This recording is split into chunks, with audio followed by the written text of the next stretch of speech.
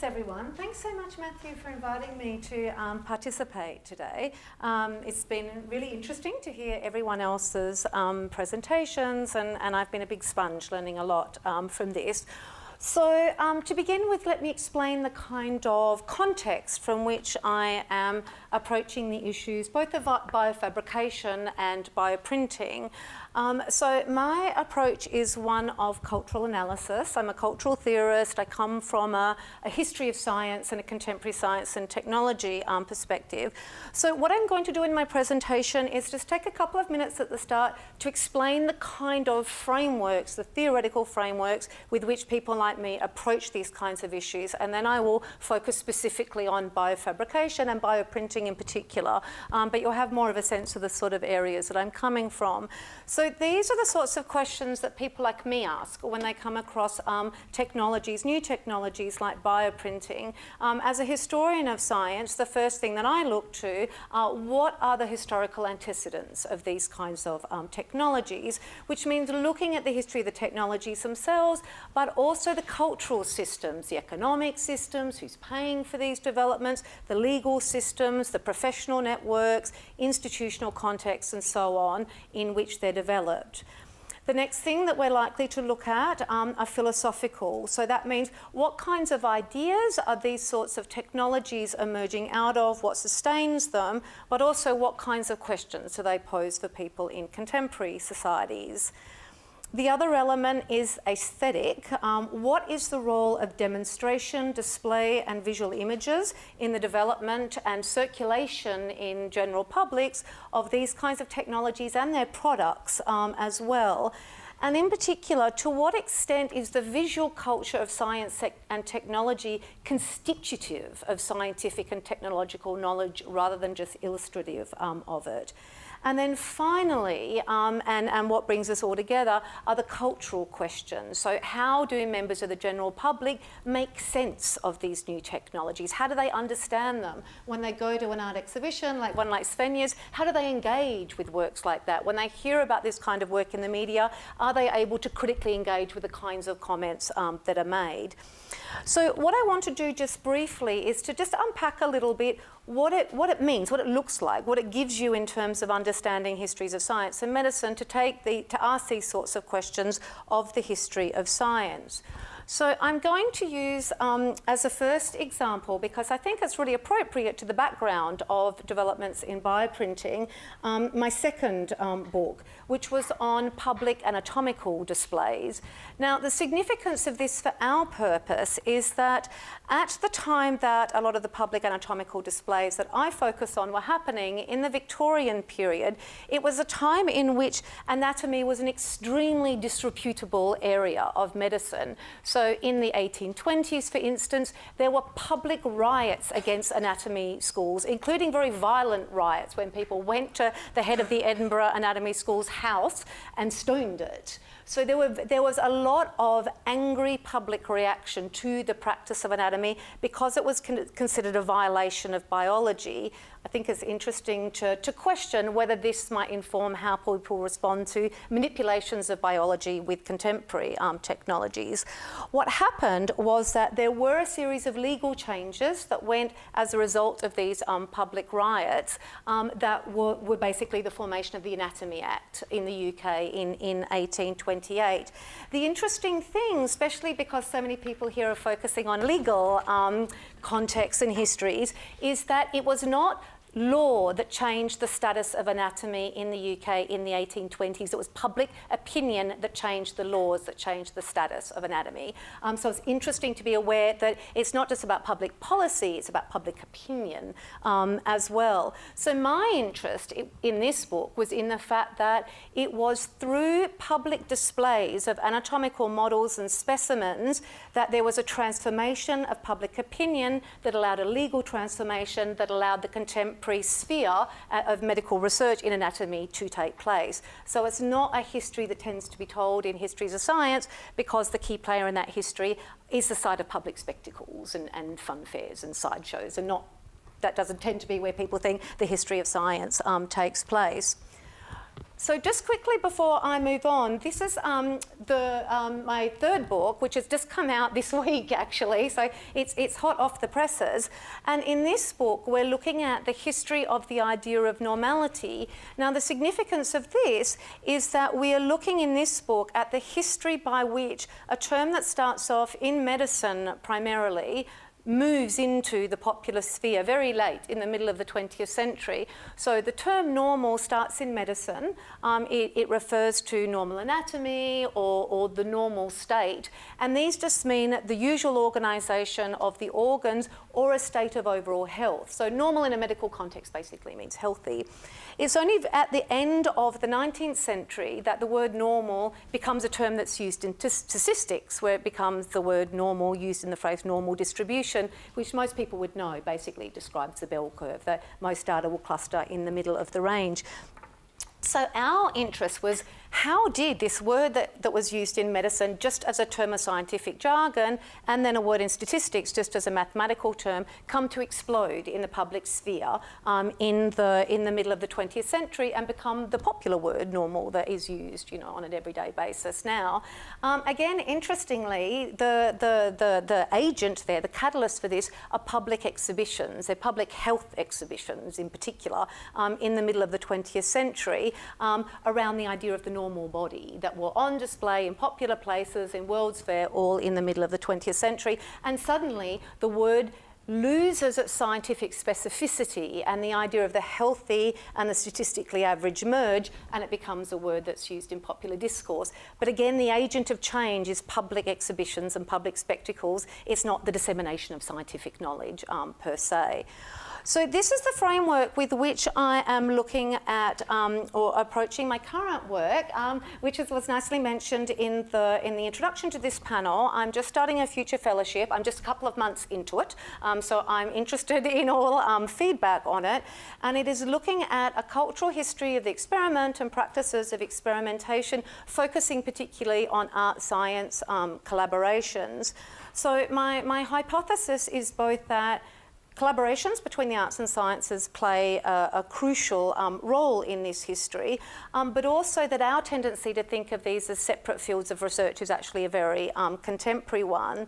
In terms of the kind of philosophical framework of the project, my interest is in the way that the idea of the experiment has become so dominant that not only it starts in the sciences in the 18th century, but then it moves into all other cultural domains. So, you can see from Spenya's work as well that cutting edge work in the arts is also very experimental. So I'm interested in the kinds of forms of knowledge production that come out of this and why it becomes such a dominant one. So I want to look at that by looking at a couple of examples of biofabrication and bioprinting.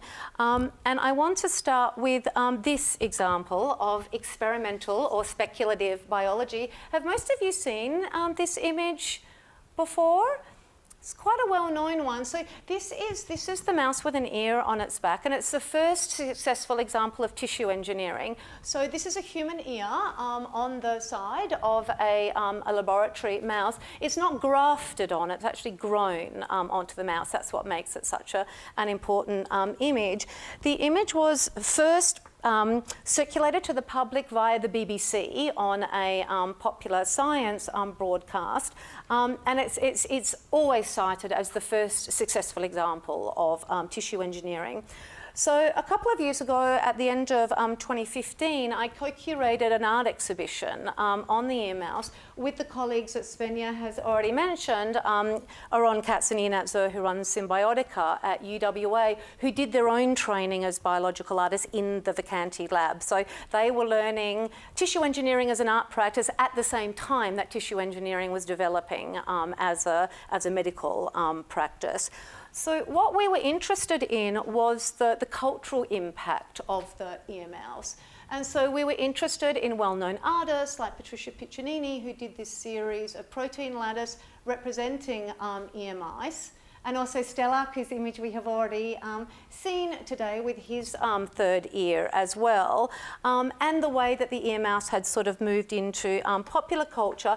But we were also interested to show that the original image of the ear mouse was itself a very spectacular image. It was represented as a kind of spectacle, and we were interested in the role of spectacle in relation to speculative biology in gaining prestige, in gaining a reputation for the scientists, in terms of getting funding for their work and so on. So we didn't want to see the spectacle of the artists and the spectacle of the scientists as operating in separate fields. We saw them as operating in the same place. So let me show you another example of the work of Aron Katzen and Ian Atzer that relates more directly to bioprinting and the kinds of commentaries that they make on this. So this piece is called Mechanism of Life, after Stephane Leduc. Does everyone know who Stephane Leduc is? He is one of the originators, 1911, mind you, of synthetic biology as a field, so a kind of proto-synthetic biologist. He wrote a book originally in French, the translation was in 1911, and in English it's called Mechanism of Life. And so his idea was, he was a chemist, and his idea was to experiment with combinations of chemicals that would produce semi-living systems that would imitate living systems and living processes. And so people often say now that he's the originator of synthetic biology. So in this piece, it's an attempt to reflect on, it's a reflection on Stephane Leduc's work. And I just want to read out to you the artist statement for this, because they will explain what it is that they're doing in this piece. And I'm quoting them because they're quite critical of bioprinting, so I'm taking a little, allowing them to say it in their own words. They say, in this piece, we reenact one of the simplest protocell protocols offered by Leduc, working with the diffusion of two concentrations of solutions that create transitory cell-like droplets. The droplets resemble cells, they're not actually cells, with membrane and nuclei, and they last for a few moments before succumbing to entropy and dissolving into a murky liquid, much like life. And let's just go back to the, this is the cover of Leduc's work as well. So you can see he includes a lot of artworks in his work too. And here is a close-up of the piece. They say the protocol is automated using another hype technology, three-dimensional 3D printing. There is much discussion about 3D printing technology as the next industrial revolution, and we've heard some of that today. Something that parallels the assembly line of Fordism at the time Leduc was working on the mechanism of life. The promise of 3D printing technology, they say, is at its core based on information transfer as the business model. The focus is on instructions data as the currency, while the materiality is merely an optional manifestation. And the quote that Matthew showed from Westworld, where the importance was on the intellectual property rather than the organisms produced, I think is another articulation of that. So to continue, they say, this very seductive scenario of printing life from scratch is played off in this work against the unstable, uncontrollable and transient nature of the protocell droplets as material. And I think Svenja touched on this a little bit as well. In a time when the idea of creating synthetic life is at the forefront, it's important, they say, to culturally probe the current and past approaches to the idea of the mechanism of life. The printed protocells are unstable and temporary. They take on forms that appear organic and then disappear. More than a proof of the mechanism of life, they are a suggestion for a humble approach to the question of what life is and how far we are willing to make it a raw material for our own ends. So that's a very critical account of the role of bioprinting technologies and how they see their own work in relation to that. And this is a big part of Aron and Ianat's work as a whole, is to use artworks to question the hype surrounding a lot of these technologies. So because Hope touched on this earlier, I thought I would just throw in a couple of slides of another example of this work from 2007. 2003. This is Disembodied Cuisine. It was a project to manufacture synthetic meat.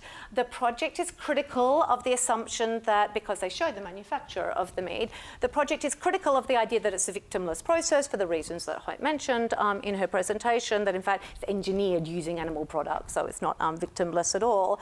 But also one of their points is that this is the size of what it was that they could make in 2003. It's tiny, for one thing. So the question of scale that Hope was mentioning is a really important one. Also, the texture was so awful that when people ate the synthetic meat, most of them spat it out, even though they knew that it had cost a fortune to make. And so the artists collected all the spat out, bits of meat. And then they had a follow-up exhibition called The Remains of Disembodied Cuisine. And again, it's a comment on the disparity between the hype of these kinds of technologies and what can actually be produced. So you'll imagine their amazement, the artists, when 10 years later, this man, Mark Post, the scientist, released his notorious Frankenburger, eaten by journalists of the BBC, at, again, another very spectacular PR launch for this. And they were critical of this for a couple of reasons. One is, you might notice, this is 10 years later and it was claimed to be the first example of lab-grown meat that was eaten, and they're like, well, actually, we did that 10 years ago. And the other thing is their concern about the way this has been presented to the public. This patty here, A, cost £250,000 to produce, for one thing. And also, this isn't all the artificial meat here. This is filled with filler. And the question of how much burger helper went into the burger and how much is actually synthetic meat is not in any of the information that's publicly available about this, but it's as much as 90%. That's a very big burger. So again, their work is critical of the kinds of claims that are made of this. But I want to turn now to another example that's directly relevant to bioprinting. And again, it's an artist that Svenja has already mentioned, which is this man, Joe Davis, who's one of the pioneers of this field. And he recently began a project called Malus Ecclesia. Now, if you don't have Latin, malus is the word for bad or evil in Latin, but it's also the word for origins of apple trees. And the word ecclesia often obviously refers to church, but also to George Church, who's a professor of synthetic biology at both Harvard and MIT, and Joe Davis is collaborating with him in this project. Now, for this project, what Davis is doing is he is inserting the entirety of English language Wikipedia into a strain of 4,000-year-old apple to create a literal living tree of knowledge. So I'm interested in this project because it tells us something about the relationship between the biological and language as well, that I think is interesting to think about when we're talking about bioprinting. To what extent is bioprinting printing, for instance, we might ask. So the project's still ongoing, and we don't have any actual apples yet, but it's a commentary on the sort of Judeo-Christian, construction of knowledge, but it's also a sort of spectacular giving in to the temptation, that's at the heart of that story, because he's actually re-engineering the central metaphor or medium of the story. So if in the Bible humans are word made flesh, Davis is proposing to take flesh and turn it into words by making these wiki apples that are made out of text. Now, as I said, we don't have any actual apples yet, but he has been talking about the process at a number of recent conferences and had some installations on them. So here are some sort of renderings of paper versions of this. And you will notice that he has the DNA lettering, around the side here of the books that look like apples, because of course I probably don't need to explain to people in this room, as I do when I'm explaining this to people from a humanities background. But the way this process works is that you translate English words, in this case, from Wikipedia, using the 4 letters of DNA. And he's actually using for this a carrier bacteria. So he's actually doing the translation of carrier bacteria. That will then be implanted within the apples themselves. And the bacteria is benign, so it won't affect the genetic makeup of the apple itself. It will, however, be illegal to eat the apples on FDA grounds. So no one can give in to temptation in this grade. So what I'm interested in with a project like Davis's is it's also a commentary on the role of language and its status within the history of science as well, and within the history of knowledge, within Judeo-Christian concepts of knowledge as well. It's only because we conceptualise DNA as being made up of something, we're calling letters, that you can even do this process at all. And so his work sort of looks at the role of linguistic metaphors and ideas within both the history of Western knowledge, but also within contemporary science practice as well. So let me just finish off by showing you a couple of examples from some other colleagues that Svenja has touched on, the work of Leduc, who I don't know if you know, oh, here's some more images of Davis's work, but the artist Leduc recently opened, it's now in the process of closing, a lab called the Alternate Anatomies Lab at Curtin University, which is also using 3D printing technologies. Again, it's a kind of commentary on the interface with the bio. They're not doing bioprinting there.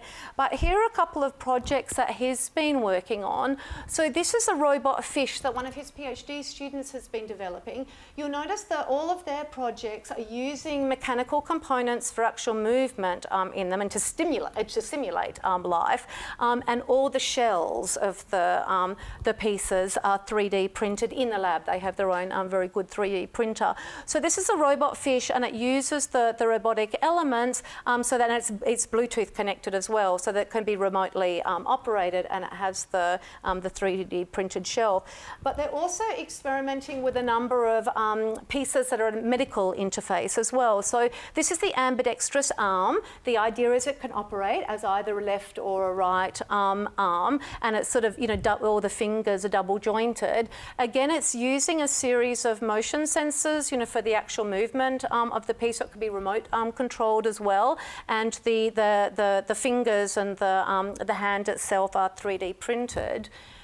And then I think this one's really interesting because the lab was moving a lot in this direction, doing sort of boutique-made prosthetic pieces of various kinds and often at the request of people, coming to them. So in this piece, again, there are sensor technologies used, and the idea is it's for patients who might have some sort of, hand entropy or paralysis of the hands. People who have had strokes are a good example of this. And the idea is that it can be remotely controlled as a form of, like a sort of form of physiotherapy, if you like, with increasing control given to the patient themselves. But the actual sort of, orthosis that you can see here, the kind of harness, is 3D printed as well. So they've been looking at the fact that you can work with much more specific measurements. So they're working very much at the interface there. So I wanted to show this as a closing example because I wanted to show the kind of range of people who are working in collaboration, artists who are working in collaboration with people working in scientific research in the sort of bioprinting and larger spheres, are doing it in a range of ways. Some of these pieces are collaborative in the sense that we might understand collaborative in that they're joint projects, but some of the collaboration takes the form of a critical engagement as well, and I think that those works are important too. So just to sort of conclude with, what I think is the purpose of these kinds of works is that as Svenja has so eloquently said, they're provocations as artworks. They don't provide a didactic account of what these sorts of technologies are doing. They provide a space in which questions can be asked about them, and I think this is really important because I was at the opening of Svenja's exhibition that she showed all those images of just across the way, and I had a bunch of colleagues from UQ with me, and they were following me around asking me to explain technologically the artworks to them. It's like, well, actually, I'm not the person, I'm from the humanities, I can't explain them to begin with, you can ask Svenja. But also I kept saying to them, but is this how you respond to other artworks? Do you feel like you need to understand the technique by which the brushstrokes will put on? Why do you feel like that with these, artworks? What I think is important about these works is they provide a space of encounter for the general public in order to have some way to interact with these technologies. And ideally, they do it in a way that provides a space for critical engagement. Because I can tell you as a non-scientist in this room, what happens when people from the general public read popular popular media accounts of these technologies is that they don't understand the technology, so they don't understand what they're reading, so they believe everything. And if there's an illustration, even more to the point, they will, oh, there's an image, so it must be true.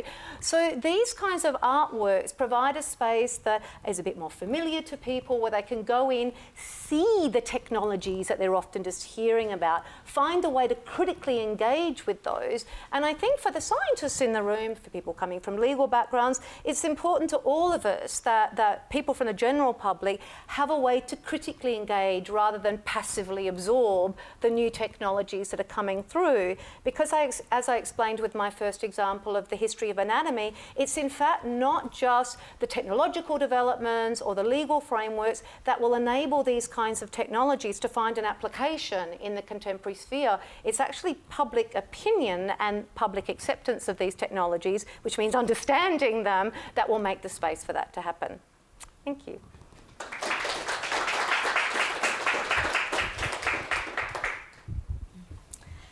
Thank you both, Stephane and Elizabeth. That was fascinating. I really like that idea of art as the provocateur or questioner or way of critically engaging with new technologies, because I think that's a lot of what we try to do in law as well, but in a far less entertaining way.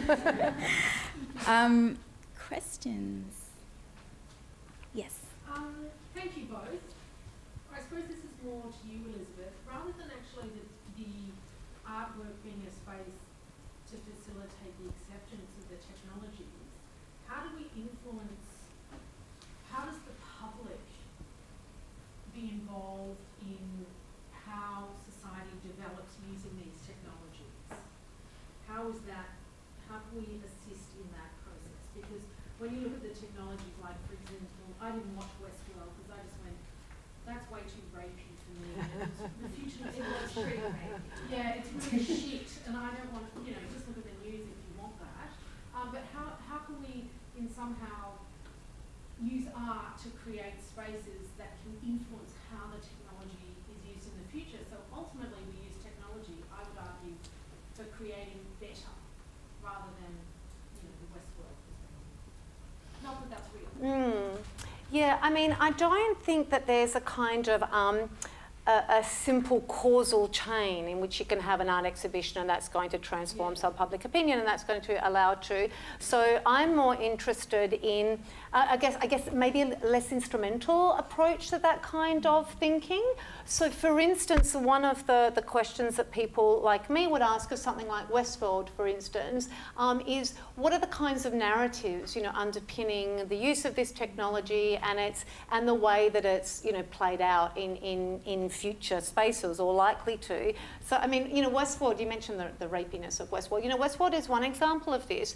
But when the new Blade Runner came out as well, there was a really strong gendered reaction to its vision of the future. For instance, why are all the sex robots female, for instance? Where are our boy bots? The feminists wanted to know. So what interests me is not, is that a plausible, representation of the future? Is what are the narratives, underpinning this? And I think that one of the things that spaces like art exhibition spaces can provide is a way to provide a cultural language and to provide conceptual frameworks within which brand new, very unfamiliar things can start to literally make sense to people who don't make them at all. What the mechanisms of that might be for a general take-up, I think is a much broader and more complicated set of questions, but I think it's the starting point that people need to, like a lot of the questions that people have been asking in the room today, like to what extent are the sort of conceptual frameworks that we're using in the questions that we're asking really Eurocentric? How might those play out in other cultures? These are really big sorts of questions. To what extent are we influenced by different frameworks of religious thinking or ideas about gender or ideas about embodiment or ableist ideas or, whatever it might be? It's a space to ask questions, and I think until sort of general publics can have a way to even start to engage with these technologies, I think that is one of the barriers, to the uptake of them. But I don't have a sort of list of 3 steps that would then turn those into technologies that can be easily applied. Svenja probably has Other thoughts on that?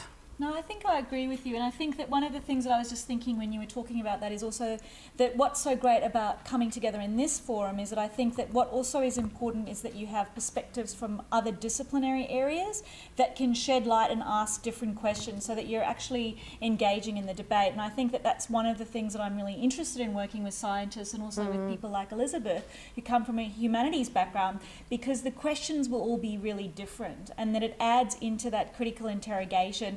And I don't think that it's just the role of an artist or just the role of a cultural theorist. I think it's very much a role that we can all take up from the position of our own disciplinary expertise to actually go, well, you know, the way you're representing, you know, the science is inaccurate because these are some of the limitations. Well, you know, when you look at this, you know, so that there is that dialogue, and I think that that's where we can actually make a lot of difference as well and encourage public debate, because it means that they're actually seeing a multitude of positions without necessarily saying, but this is the right position, but actually going, well, here are a range of debates, engage in this. Where do you sit? What is your positions?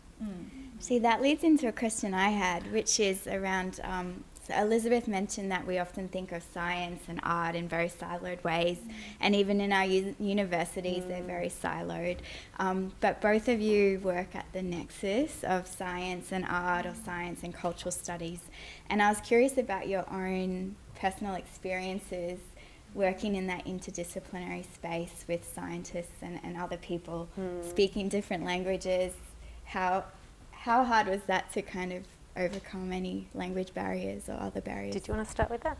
I mean, this is something that we just recently had, the Critical Connection Symposium, that was really starting to address, well, what are the barriers that are in place in terms of, first of all, allowing for that cross-disciplinary communication, and then also allowing for interdisciplinary engagement even at lower levels, at an education kind of level. And you're finding that that it's a massive issue, and part of it is because we do have these siloed structures, and it takes a long time to build relationships across disciplines, to build trust, to have that articulation of language, and a lot of the structures that we have are not really conducive to facilitating that sort of engagement.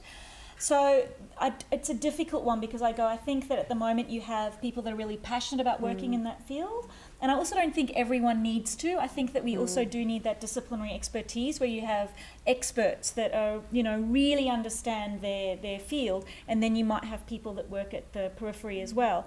But I do think it's really tricky to facilitate that, and that's one of the things that I'm really passionate about, looking at how do we continue to facilitate and allow that to occur, because I don't think it's an easy one, and a lot of it is around time, and particularly within a research environment, you just don't have time to meet people, to find the people that you want to collaborate with, where there is that chemistry. It's all around that kind of build up that takes time, and it's not currently allowed for, so there's a lot of those sort of hindrances which need more unpacking. But yeah, you know, I mean, it's an interesting experience if you haven't spent any time in scientific spaces and in laboratories, to go and actually do some cultural anthropology, you know, so for someone like me, you know, who hasn't grown up in those kind of environments, and it's a good way to see behind some of the claims that are made in popular contexts about this. So again,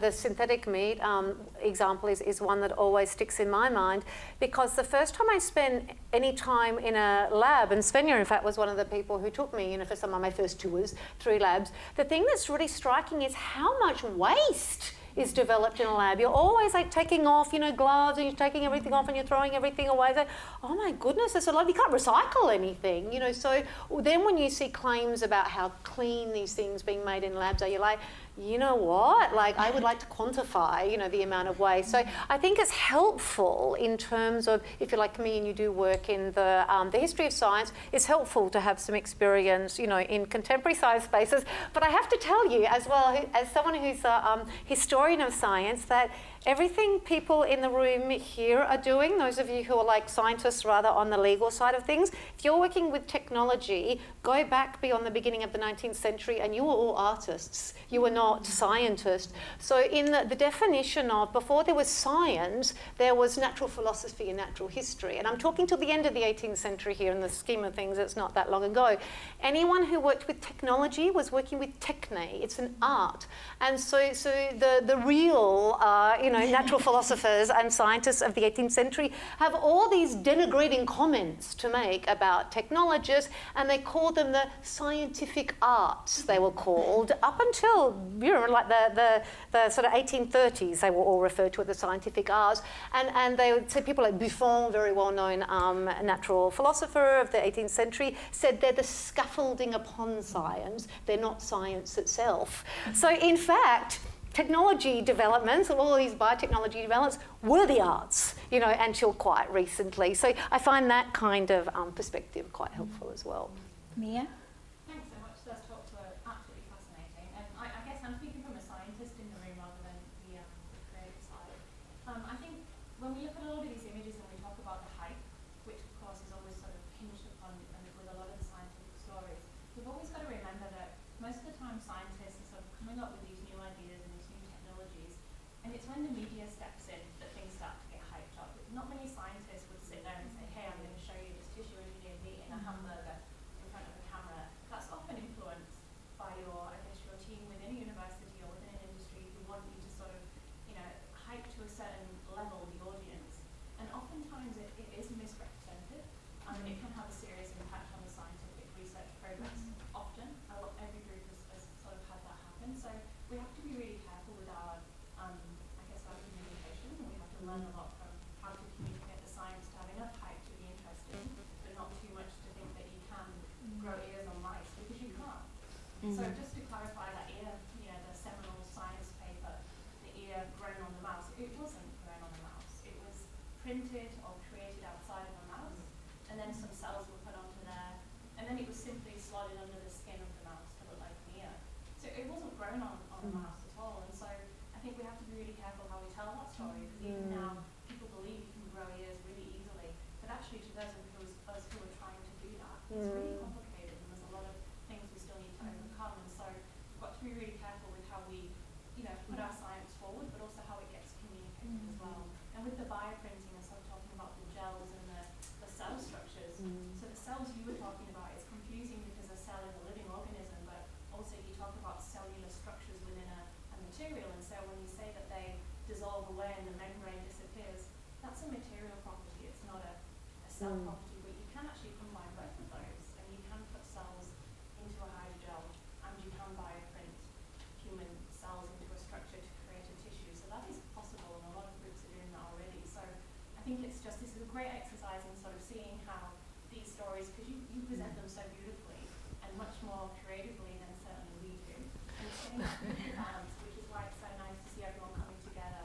today to talk about that interface, because I think it's really important. So I've certainly learned an awful lot watching your presentation, so thank you. Thank you so much for that. I think it's a really important comment as well. Just on the mechanism of life, piece that I showed, the bioprinting piece, that was not. They weren't using any, living materials in that at all. It was a representation of that. Although interestingly, that's not clear. When you see deliberately, when you see the didactics of it. But I can tell you the way the Vacanti brothers themselves tell the story of the mouse with an ear on the back is that it's an ear grown on a mouse, and they're telling that story now. They're also continuing to do the project. So now they're growing, developing, grafting, ears on goats at the moment. And certainly they continue to tell the story that way. So these aren't just humanities people's, misrepresentations or public media representations. There's a point at which they're the narratives, told in this case by the Vacantis themselves. And that's part of what, people like Symbiotica are drawing attention to, the role of narratives, in the way that the history of science is understood and contemporary scientific developments are understood.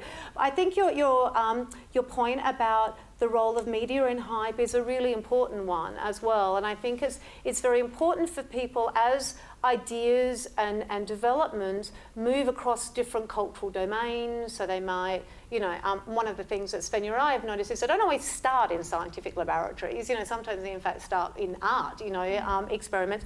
Wherever they start, then they move across all these cultural domains, and one of those is the media. And then you do get these sorts of translations, of stories into languages that a general public can understand, which might look like these hyped up claims. I think that's true, but I do think it's true as well that members of the general public often get accounts of scientific developments that make the nature of those developments unclear to them. So, you know, one of the phrases that always makes me smile is that you hear this, you know, an account of a new development of, you know, technology or whatever it might be, and then inevitably seems to come the frame, and so we anticipate that within 10 years. And now whenever I see the phrase 10 years, I kind of giggle. It's like it's the plausible deniability, you know, framework, that it's just soon enough to allow some more funding, you know, and attention to the work. We all have to have public engagement and impact, you know, going on, but it's just far enough away that people might have forgotten that you might make that claim. So. Well, I think we're at afternoon tea time, so please join me in thanking again Svenja and Elizabeth.